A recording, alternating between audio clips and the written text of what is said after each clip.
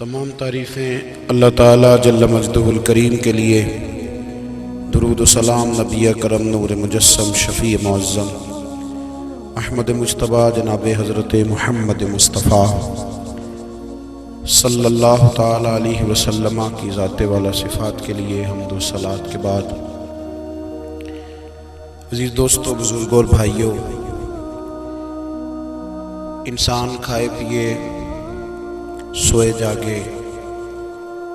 تو اس کے جسم کی ضروریات پوری ہوتی ہیں، لیکن جب وہ اللہ کا ذکر کرتا ہے، نماز پڑھتا ہے، دعا مانگتا ہے، استغفار پڑھتا ہے، درود و سلام کے گجرے پیش کرتا ہے، تو پھر اس کی روحانی ضروریات پوری ہوتی ہیں۔ آج جس زمانے میں ہم وقت گزار رہے ہیں، لوگوں کی جسمانی ضروریات پوری کرنے کے لیے، غذائی ضروریات پوری کرنے کے لیے بہت سارے بندوبست کیے جا رہے ہیں، لیکن جتنا لوگ اپنی ظاہری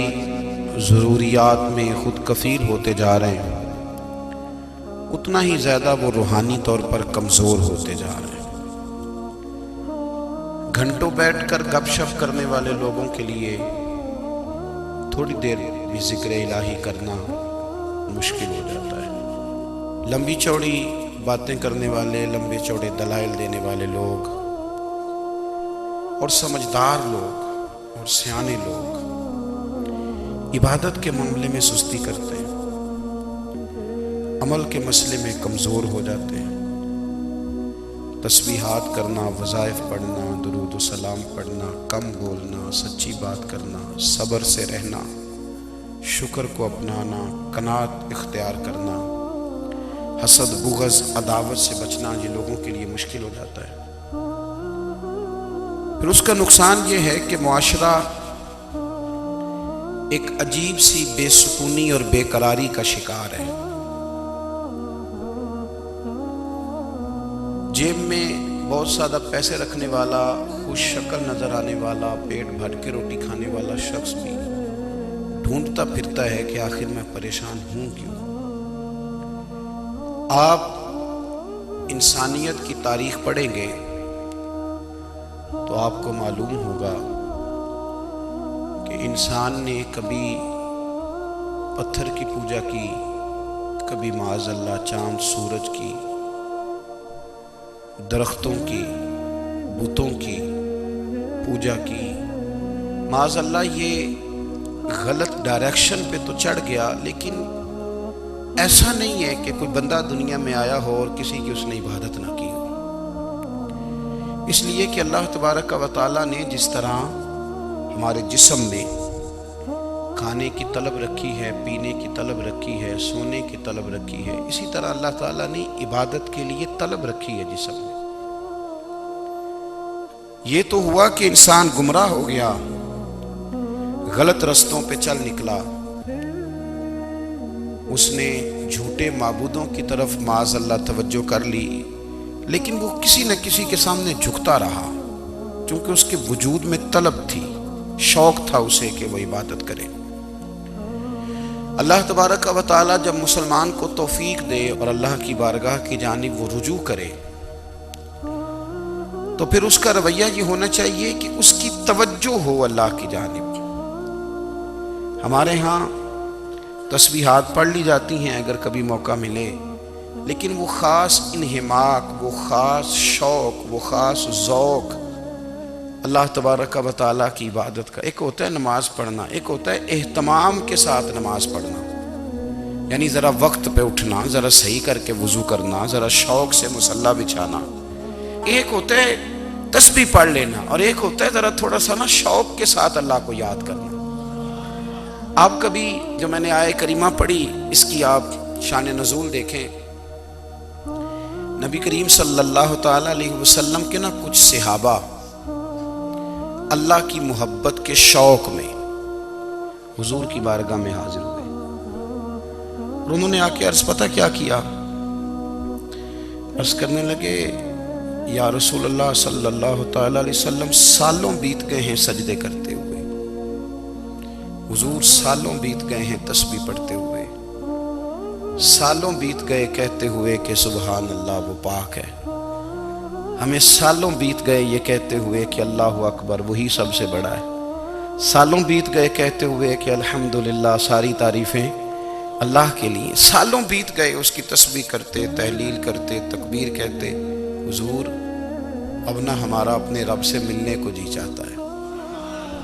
کبھی اے حقیقت منتظر نظر آنا لباس مجاز میں، لاکھوں سجدے تڑپ رہے ہیں میری جبین نیاز میں۔ اور اقبال کہنے لگے کہ تیرے عشق کی انتہا چاہتا ہوں، تو میری سادگی دیکھ کیا چاہتا ہوں، میرا ذرا سا تو دل ہے مگر شوخ اتنا،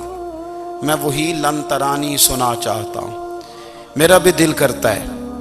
کہ اللہ میں تجھے کہوں میں تجھے دیکھنا چاہتا ہوں، جس طرح حضرت موسیٰ کلیم علیہ السلام نے کہا تھا،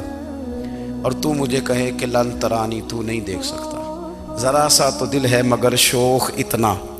میں بھی وہی لن ترانی سنا چاہتا ہوں۔ پھر کہنے لگے بھری بزم میں راز کی بات کہہ دی، بڑا بے ادب ہوں سزا چاہتا ہوں۔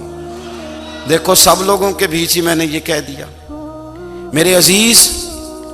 صحابہ نا شوق میں، کتنے سارے لوگ ہیں آپ، کتنی ماشاءاللہ بڑی تعداد میں آپ آئے، ہم بھی کبھی اس شوق میں گئے ہیں کہ ہمارے رب کو دیکھنے کو دل چاہتا ہے، ہمارا جی چاہے وہ کبھی ہمیں ملے،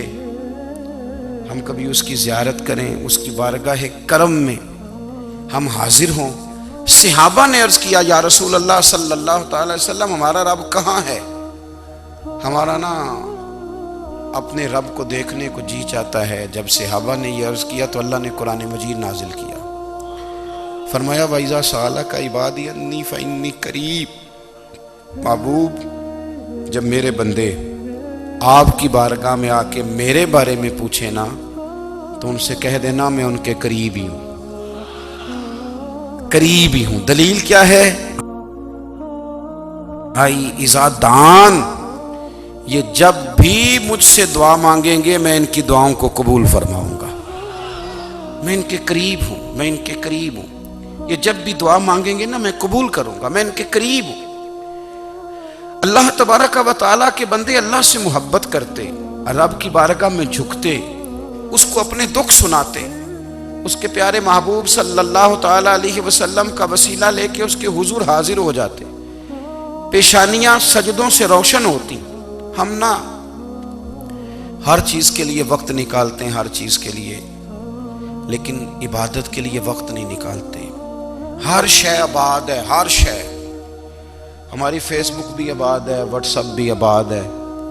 ہمارے ٹویٹر بھی آباد ہیں، ہماری ہر چیز آباد ہے، سب سے کم آباد ہمارا مصلی رہ گیا ہے، سب سے کم۔ وہ لوگ اب ڈھونڈنے سے ملتے ہیں جن کی بغل میں مصلی ہوتا تھا۔ میرے بھائی آپ کتنا کو دنیا کے پیچھے بھاگو گے تھکا دے گی، کتنا دولت کے پیچھے بھاگو گے تھکا دے گی۔ آپ جب اپنی زندگی میں جمع تفریق کرو گے نا تو مرتے وقت احساس ہوگا کہ سارا کچھ تو لوگوں کے لیے کیا، اپنے لیے تو کر ہی کچھ نہیں سکے۔ اور ہم عبادت کے معاملے میں بہانے بازی بھی کرتے ہیں، ہم کہتے ہیں اوہو رزق کمانا بھی تو عبادت ہی ہے نا، تو میں حلال روزی کے لیے جا رہا ہوں، یہ بھی تو عبادت ہے نا۔ میری طرح کے لوگ کہہ دیتے ہیں کہ میں سویرے اٹھ کے مدرسے میں کچھ اسباق دیکھتا ہوں تو یہ بھی تو عبادت ہے، میں بیان کرنے کے لیے مطالعہ کرتا ہوں تو یہ بھی تو عبادت ہے نا، اتنے لمبے سفر کر کے ملک میں دنیا میں گھومتا ہوں تو یہ بھی تو میں عبادت ہی کر رہا ہوں۔ اب اسپیشل نفلوں کے لیے وقت کس طرح نکلے، اسپیشل کر کے تسبیح میں کیسے چلاؤں، میں سارا کچھ ہم بہانے بنا لیتے ہیں نا۔ میرا سوال یہ ہے کہ یہ ساری باتیں صحابہ کو، نبی کریم کو، دیگر لوگوں کو بھی تو پتہ تھی نا، لیکن آپ غور تو کریں 23 سال حضور کو وقت ملا، مختصر وقت ظاہراً تبلیغ کرنے کے لیے، پوری دنیا میں دین بھی پھیلانا ہے۔ گھر میں 11 ازواج ہیں، 4 بیٹیاں ہیں، ان کی اولادیں، سارے کام کاج بھی دیکھنے ہیں، لیکن سیدہ طیبہ طاہرہ حضرت عائشہ صدیقہ رضی اللہ تعالیٰ عنہ فرماتی ہیں سارا دن تبلیغ کرتے، ہر غلام کے دکھ سنتے، گھر میں آتے تو اپنے گھر والوں کا خیال کرتے، کام میں ہمارا ہاتھ بٹاتے۔ قربان جاؤں، کہتی ہیں زمانہ سارا سو جاتا